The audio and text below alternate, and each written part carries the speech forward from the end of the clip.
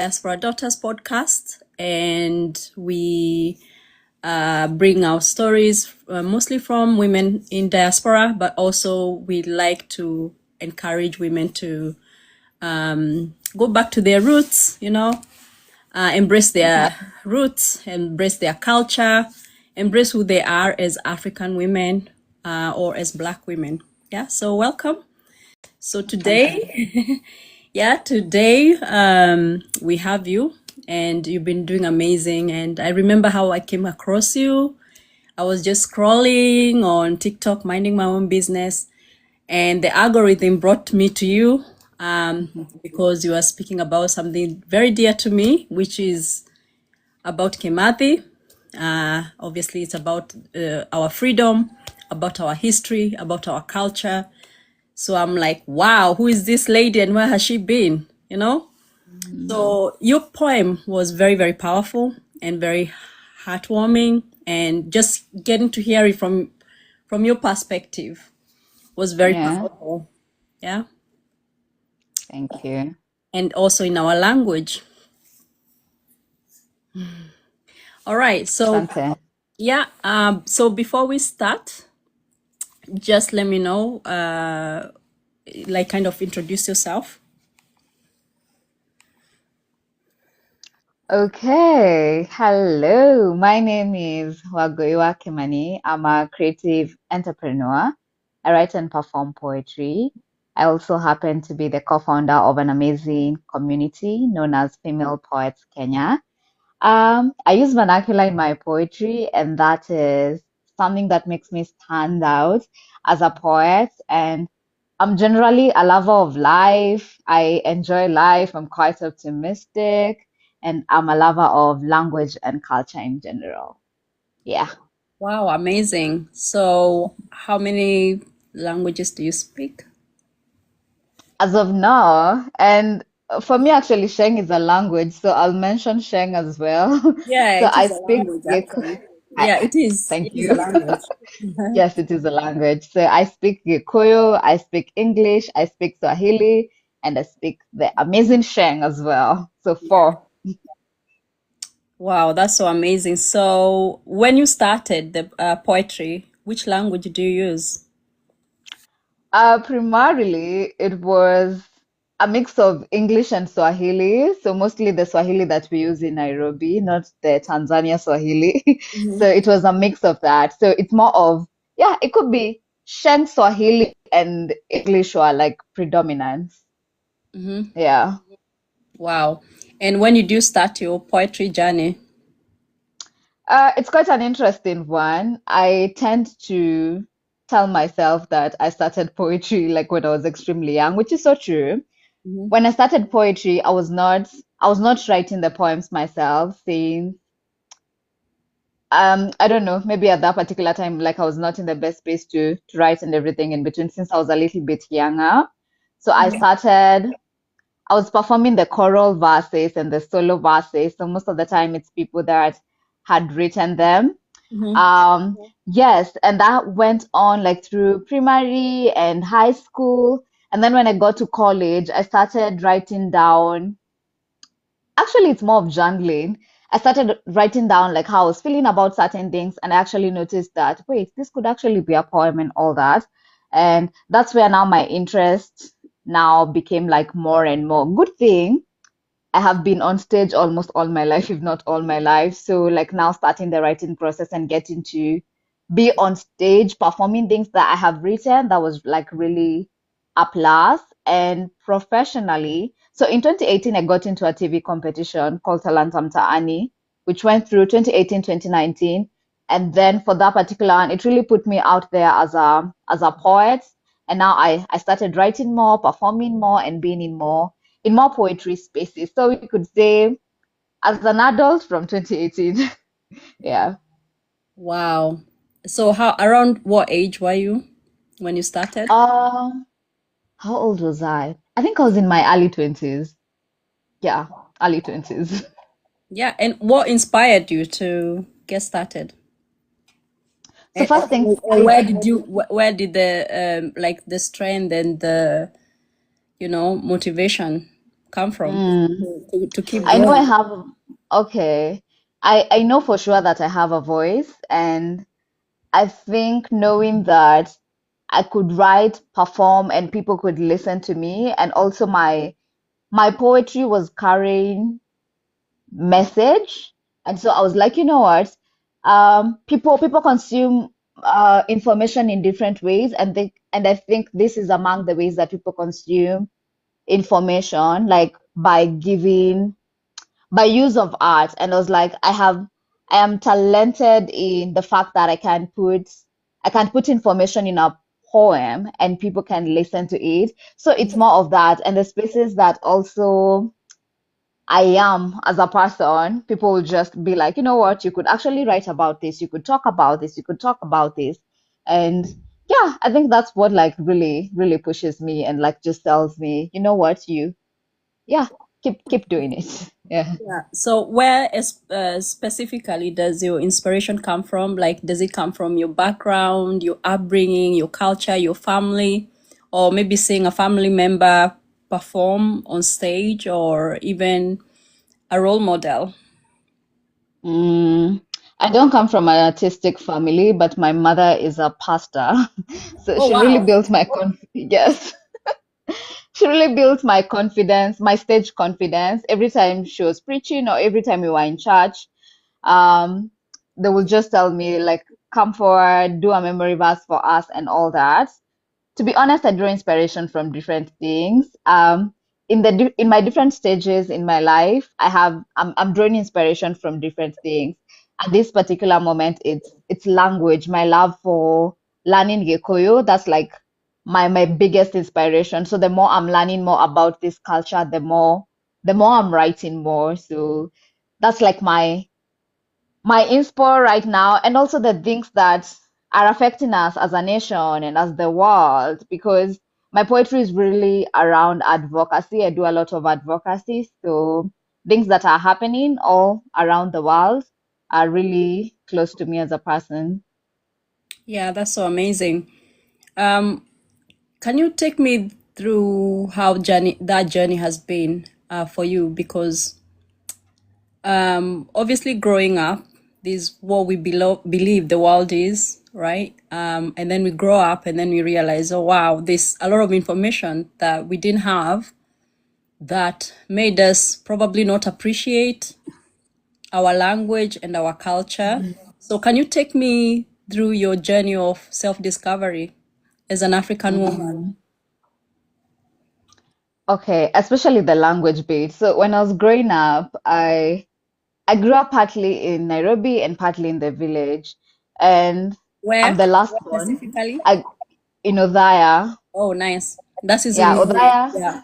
Yes, Nyeri, Othaya, to be specific, a place called Kagumo.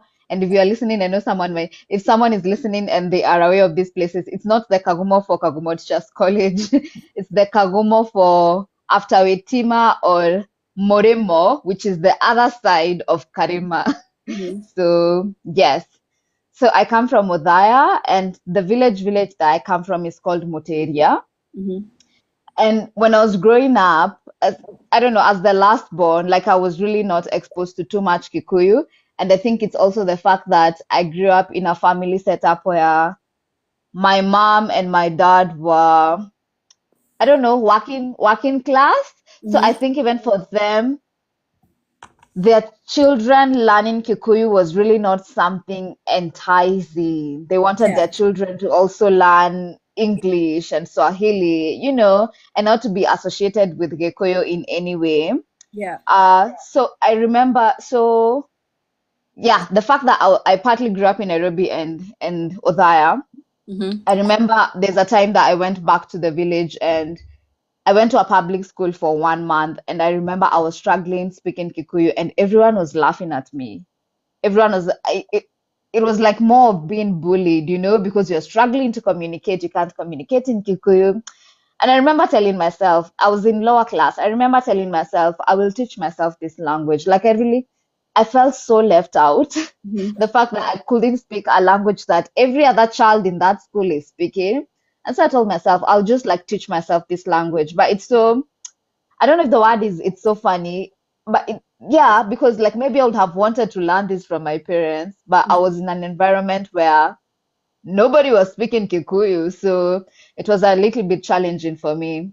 So when I went to high school, there's a clique that I met and people there's a clique that I met that I really I really liked because they used to speak Kikuyu. And you know it was Kikuyu was not allowed. Like if you are here and you know like people used to carry things that were called montos. And a monto would be like a bone that has maybe rotten, and then now if you spoke Kikuyu, it was put on your neck, which is so, you know, like we were being punished for speaking our language, which was really, yeah, which was really depressing, you know. So now when I was in high school is when I started teaching myself like more and more and more Kikuyu. And then now when I went to so at least I learned a bit here and there. And then when I went to college, the interest disappeared again. And then now after some time in my poetry journey, I started noticing that we are always performing in English and Swahili. I've really not seen Kikuyu poets. So now I started having more interest around the vernacular language again. I bought books, I started asking more questions. And yeah, I'm still in that journey. I have Kikuyu books, which excites me so much every time I'm reading them. They have so much humor, they have nice stories. So like The River Between, I didn't read it in English. The first time I read it in Kikuyu. And I Wow, haven't, yes, imagine. And you're Gahi amazing. Kadeda, That's a yeah. superpower in itself. I agree. The fact that I can read Kikuyu and every time I go home, I read for my parents the stories and they're like, "Who taught you Kikuyu?" I'm like, "I'm on a mission. I'm on a mission." Well done. So yeah, it's really exciting. So my current read is Gahi Kadeda. I'm reading it in the Kikuyu version and it's so funny. I recommend it to anyone that can read Kikuyu or as long as you can speak Kikuyu, you can just start the reading process and you'll be good. I'm teaching myself and it's so fascinating every day. Yeah. Amazing. Um, Honestly, that is very touching because I can literally relate with every single thing you're saying. And about the shaming of us, like for us, like talking in our language, Yeah. it's just horrible, because we went to school thinking we are going to be, come out better, but we became worse, because we lost so much of what our identity, and Yeah. it's very, very sad. I do remember those montos. I had forgotten the name. Monjo. Ooh. Yeah, so it's just so crazy. So thank you so much for sharing that experience. And it's good that you're kind of rebelling against that, and you're choosing Yeah. your culture again. And because what we see is that we are here trying to speak this foreign language, trying to impress, but it's never enough, is it? It's never ever enough. It doesn't matter how educated you become, how much English you're talking. It seems Yeah. like it's never enough. But there's something special about talking your language and expressing yourself in your own language. There's so much pride, there's so much joy. And only you who have like gone back and read those Kikuyu books can like appreciate. Or even me, like when I hear you talking about Gahikadeda, I'm like, I want to read that book now, you know You should. It's so because good.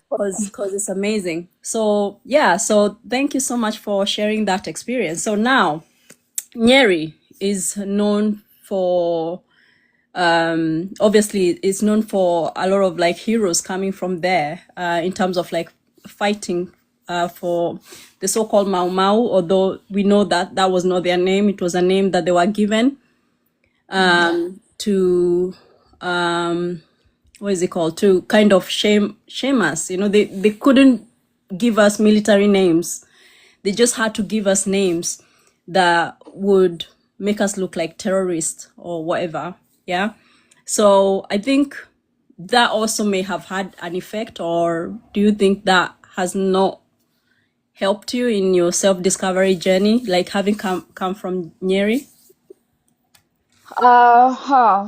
I don't know if it's like intentionally or directly, but I feel like the fact that I'm Kikuyu, I just feel like my ancestors in one way or another were fighters. So I'm really not so sure if it's direct affiliated or it's just that the fact that I'm a Kikuyu woman and I know that the spirit of like just wanting better, fighting, like not getting tired, it's just inbuilt in me. Like I really can't explain where exactly it comes from, but I would just say it's the fact that I'm a Kikuyu woman from Kikuyu land. Yeah.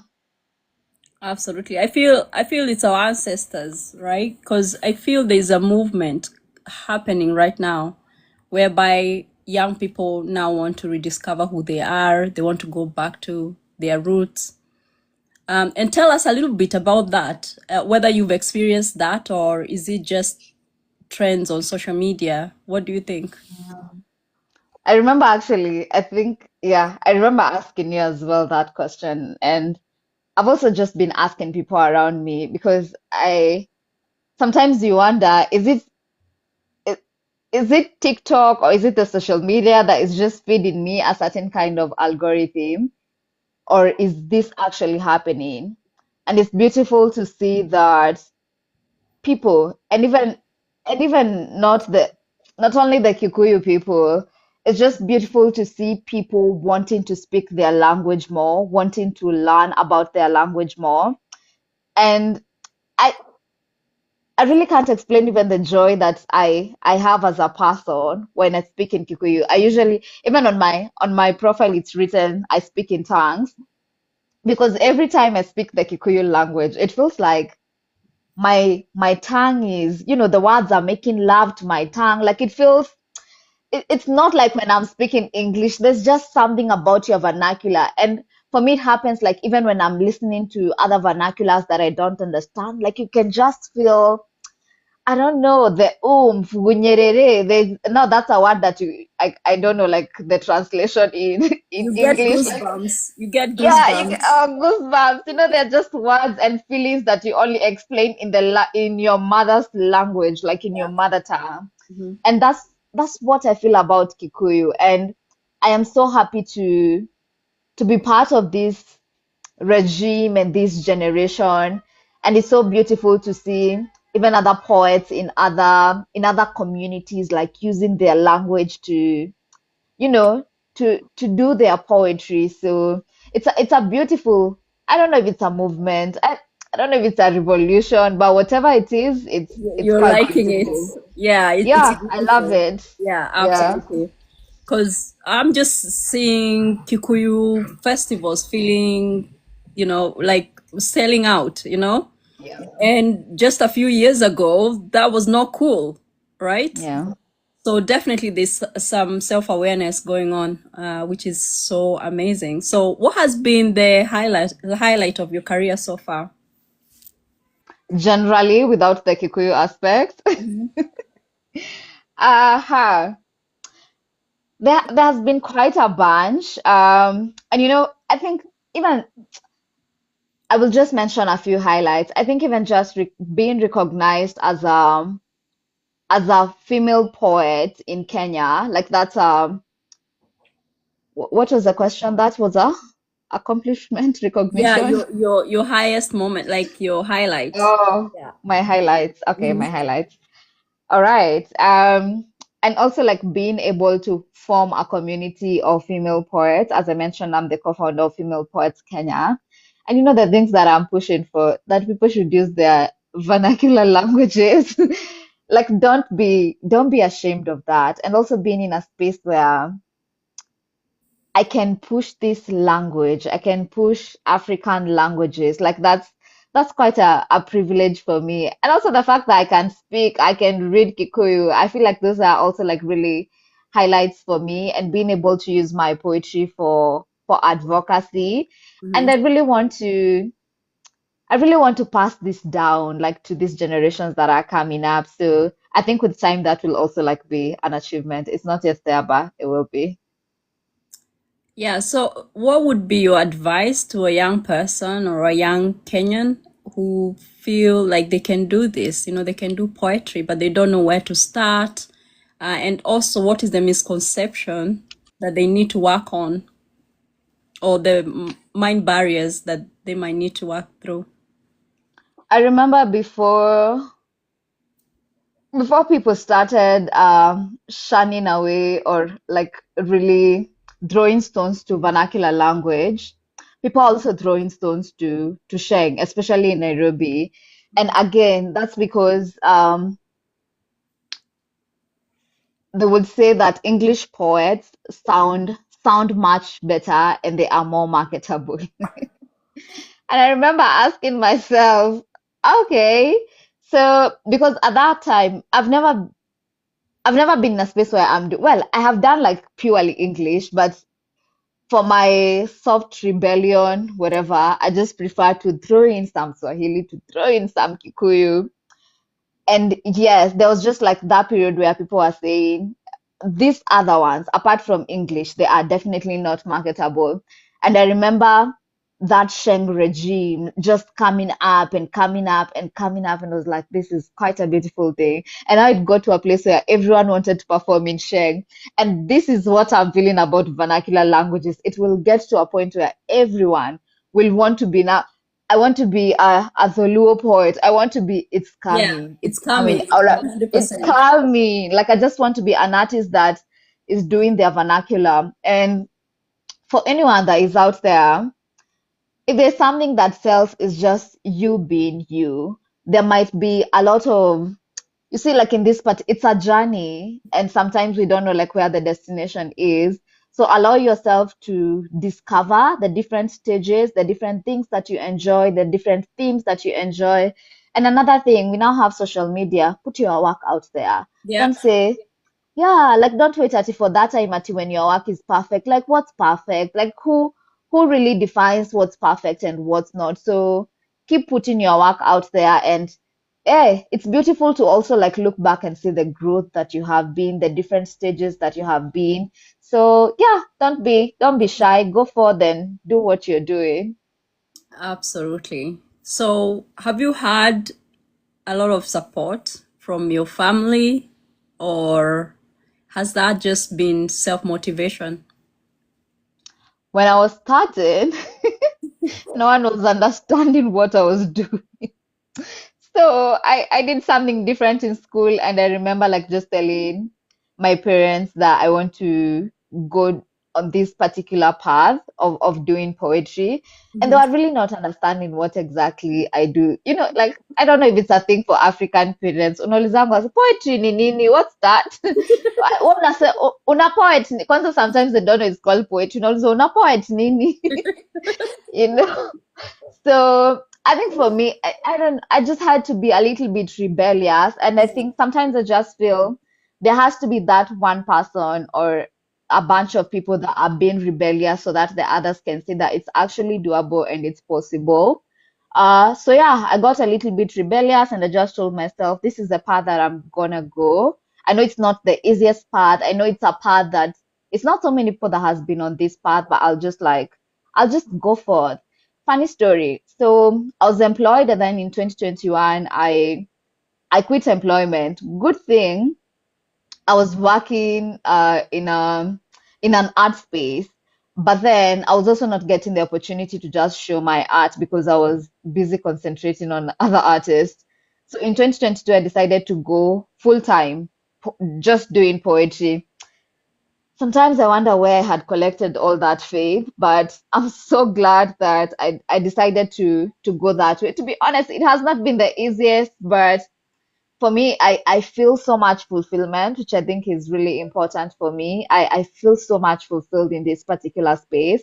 So the support was not there at the beginning, if I'm being honest. It came much later. I think sometimes when people see that you are believing in yourself, then they have no option. They will just like be like, okay, it's actually working.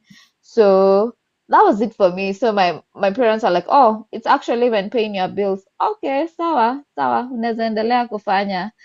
So yeah, and we are here. We've even now built a community. Like it's really beautiful. So at least now there is support. Now there is support. So, would you call yourself like the black sheep of your family, or I don't like Or that one. maybe there's more, there's other black sheep in the family, or are you the only one?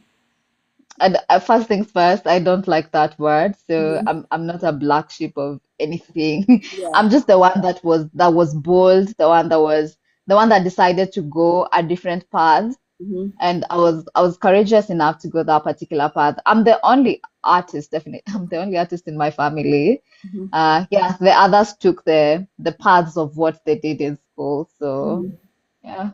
Oh, that's amazing. So I was gonna ask you as well about the challenges that you face Mm, mostly during this, like, challenges. yeah, During what again? your practice, like your poetry. Mm. Challenges are from here to Timbuktu. I've been done that.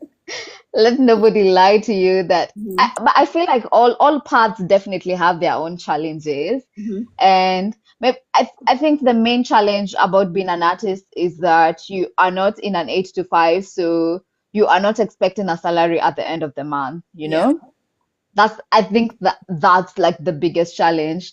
The Hmm. other challenge that will be, especially like maybe for me as someone that is currently doing vernacular, Hmm. is what I mentioned earlier, the fact that people say this is not marketable. Hmm. But for me, I'm always like, who told you for me I want to take my art to the market? Mine is not for the market. Hmm. Mine is for authentic people who want to listen to it and everything in between. So I think also like that's a challenge. Oh, and just being a female artist, that's a Hmm. challenge in itself. We were Wow. having a conversation that, yeah, we were having a conversation the other day. I was just like asking event organizers as to why they don't invite female poets. And sometimes the reasons are just like because I don't know female poets, because I Wow. don't find them reliable. I'm like, Hmm. what? Hmm. Just the fact, to be honest, we are actually living in a man's world. Yeah. And yeah, but it irritates me when someone says that they don't know female poets. Like, what do you mean you don't know like a female poet? So I feel like those are like among the main challenges. Yeah. That's awesome. And So also it's okay. poetry is a growing genre. I think I'm actually like maybe around in the, especially like in the modern world, I feel like poetry is currently growing, Hmm. especially monetizing it. Poetry Yeah. has been there like from way back then, but it Hmm. has not been looked at the way music is looked at, like, okay, you can do music and get paid or like Hmm. just earn a living from it. So, yeah, we are also part of the generation that is now making that happen. Absolutely. There's this Kenyan musician. So sorry, I can't remember her name, but she sang this Mhm. song Mwaki, and she's Oh, her name is Sophia Nzau. yeah. Oh my gosh, she is doing big things. And just to see everybody vibing to the music, even though they don't understand Mhm. the language, I think she's such an inspiration because this is the first time we are seeing a vernacular artist going global, right? Yeah, How cool is that? It's so inspirational, right? yeah. Yeah. So, yeah, so that just shows that there's a lot of opportunities coming up, and we should be all ready for that. And it's an exciting time to embrace our culture, right? Yeah. Yeah. So, what would you like to be your contribution to your space, basically, the art space? Oh, I really want to teach kids. I think that's you see the fact that when you teach kids, you're teaching a whole new generation. So like that it's something that I would want to like give back. So pale mtu anaandikanga goals. It's something that I really want to do, and I know I'll definitely do it. Mhm. And giving back to this like female community, like that's like really also like part of the things that I really want to do. Giving back to the female community, Mhm. making sure that we tarmac so that they don't tarmac. Mhm. So get opportunities for them, get money for them, all these good things. And also I want to speak more and more about about the African languages and how important they are to us and how we should never lose them. The word is never. We should never lose them. I feel like, I don't know. I feel like we should not be getting to a point where at now we are starting to revive and telling people to not forget about their culture. How did we get here? How did Absolutely. we, I yeah, feel like how did we get we've here? gone through like, I think it's 4 generations of being corrupted Mm, by other cultures, and to be specific, the English culture, because we had our own system going, we were very proud of our language. We had a really working system. Nobody was ever hungry, right? Because we had the ikombe, yeah, where every family put aside some food yeah. passers-by or people who are hungry in the community. So it's just about remembering now, but we are the generation that are going to do it. We can't rely on the previous generation because they were just too brainwashed, I think. What do you think? Yeah, there's a bit of that as well. The fact that we are being given montos in school and like just, we were made to see our language as as a language that is not worth it, which is really, it irritates me so much. And something else is, you remember, I don't know why I'm saying you remember, but for me when I was growing up, Mhm.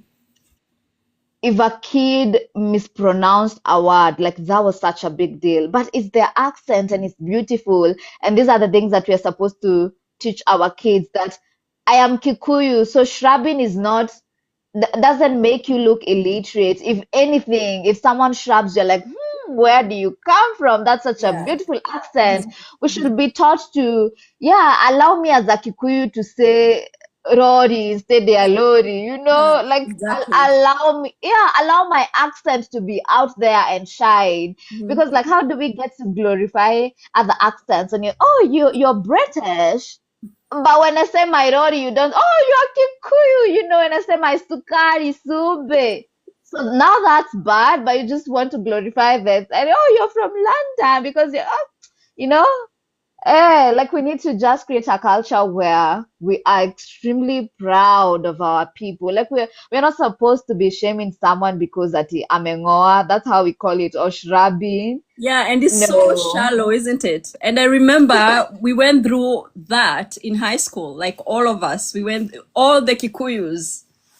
And now Like, you just want to sound a certain way. You don't. exactly. You just want to sound extremely English, and so if you sound English, it says you're polished. You're not polished. Exactly. You're just like copying a language that is not yours. Like for me, I would just want a world where people are authentic. Like just be as authentic as you can. And I know maybe people will have wanted or people want to be authentic, but the people that you are around, then they're like, for you, you're shrubbing, and if you're shrubbing, then it's like whatever. You're not my For me, friend. I don't want to be associated with you, I don't, right? which is, you're like, what? Like, would I want to be associated with you because you're now authentic? They are the problem then. And then Yeah. you have a lot of Kenyans, like they come to the UK for like one year and their accent totally changes. And They they're really forget trying their so Rory. hard. They are trying so hard to sound British, as they say. But at the end of the day, you're Kenyan, and we should just embrace who we are, right? Yeah. Yeah. There's this Kenyan politician, and I don't think she's still a politician in Australia, and she used to shrub, and she was in the Australian Parliament, but they didn't care. I I don't know if you can agree. remember her. I don't know. Wow, I'll send you her clip. But she Kindly. was, yeah, she was in the Australian Parliament, Mm. and she was sick with her Odaya accent, As and they it could, should. yeah, yeah, exactly. Nobody cares. Mm. I believe what matters is the value you're bringing in, right? Yeah. And your Yeah. message. That's all that matters. As long as people understand what you're saying, it doesn't matter about your accent. And I Yeah. feel the next generation need to be like unprogrammed, right? We need Yes. to let them know that they can be proud to be Kikuyu, they can be proud to be Mm, Luya, they can be proud to be Luo, yes. So there's nothing to be ashamed of. And we have a lot of work to do, but at least True. we're heading the right direction, right? Yeah. So, what would be your message to the young generation in Kenya and also in the diaspora? Mm. Languages are beautiful. Your accent is beautiful. OMG. Like, don't be shamed. No one should tell you that you're not supposed. And sometimes I feel like the fact that we were put in a space where now we really don't want to learn anything about our vernacular language. They were just hiding us from like getting so much gems. Have you like been around a fire and then someone is giving you a story in Kikuyu or in your language? Ooh, It's like it sweet. hits differently. Yeah. Even like just coming across proverbs. Sometimes I just hear someone say a proverb and I'm like, hold on, tell me more about that proverb. Even the way the months are named, like from January to December, you should just go and check how they are named in Kikuyu, like with so much meaning. Like I even don't know what the meaning of January is. I also almost gassy. I don't know what January means, but when you look at like January in Gikuyu, you are like, okay. Like it's really it carries so much message and everything in between. And like learning your language and learning your culture is so fascinating. So go for then learn it and ask questions. Like for me, so I ask my dad a lot of questions, like tell me, like what does this mean, what does this mean? And like I'm also planning to just be going and visiting elders, and then Oh, please do bring us yeah, those like gems. Bring us those like gems. like you just take them, you take something for them, and then you just sit down and listen to stories. I'm I about to wish eat I my wish cake. I had that relationship with my grandparents before they passed on. I Mm, feel so bad that they passed away with so much knowledge and so much yeah, wealth of information. And it's really, really sad, but it's okay. I think there's still elders. I do have an elder that I speak to every week. His name is Murugo, and he's been amazing. Just me sitting there and just listening. Without saying much. And it's just shocking the kind of information that I'm getting. Because nobody ever told me about my people. Nobody ever told me about my culture. Even my own family do not know about our heritage, does not know about our culture. And yeah, and what different things meant, and the rituals as well is so important. yeah. So yeah, it's an exciting time to be alive, I guess. It is. No one is giving us any monto for speaking in I know. in our language. It's Ah, crazy, right? oh God. Yeah. So, what's the future for you, for Angoi now? What do you see yourself in like 5 years? It's so bright. I need some shades. Ah!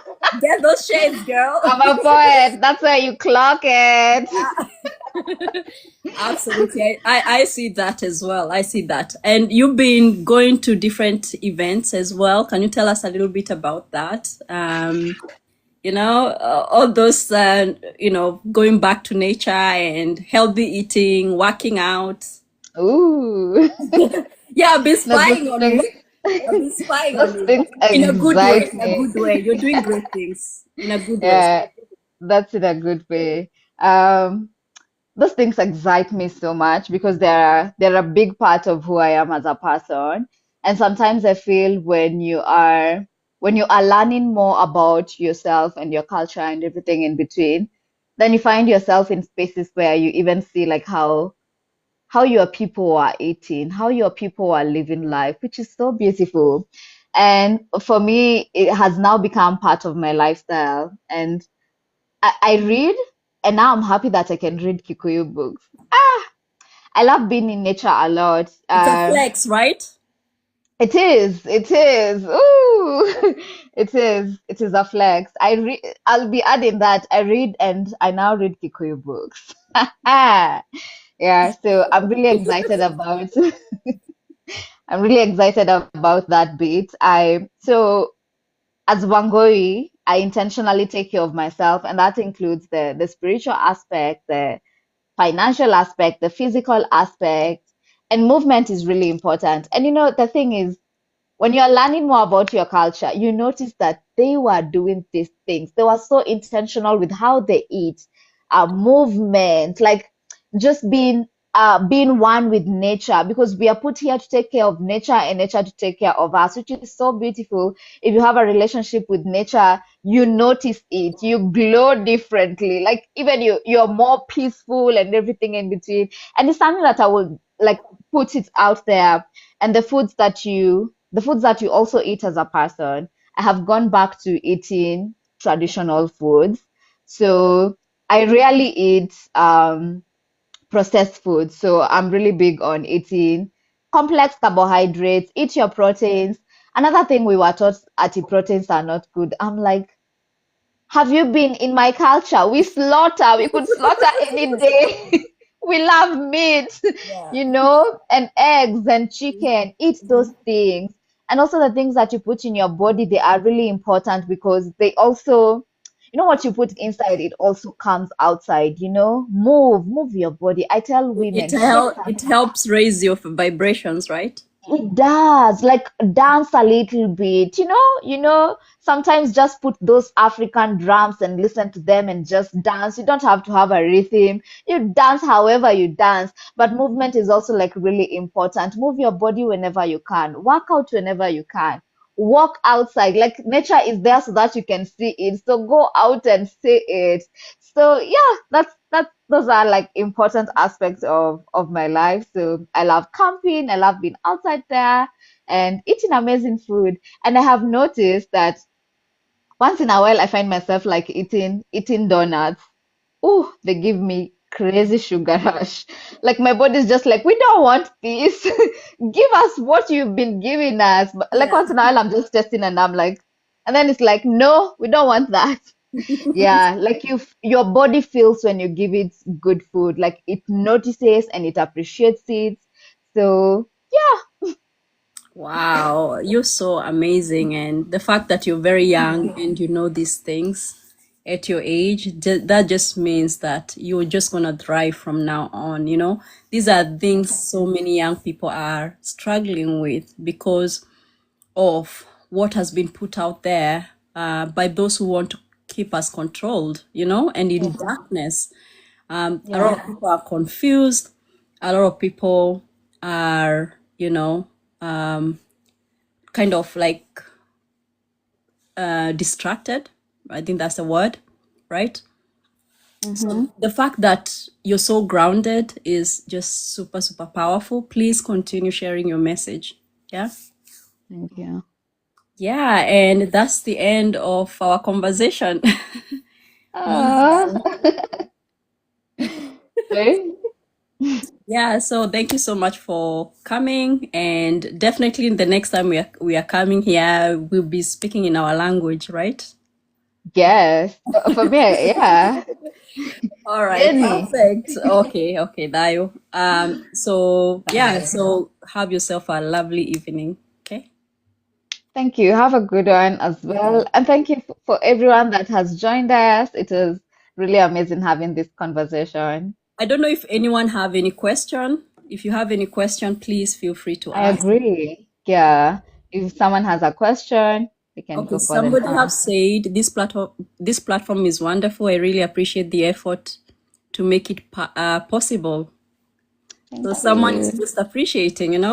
So even if we Yeah. don't have a lot of audience, the fact that one person found it, helpful, that's Yeah. all we need to do, right? Yes. And I'll The be person and the, go on.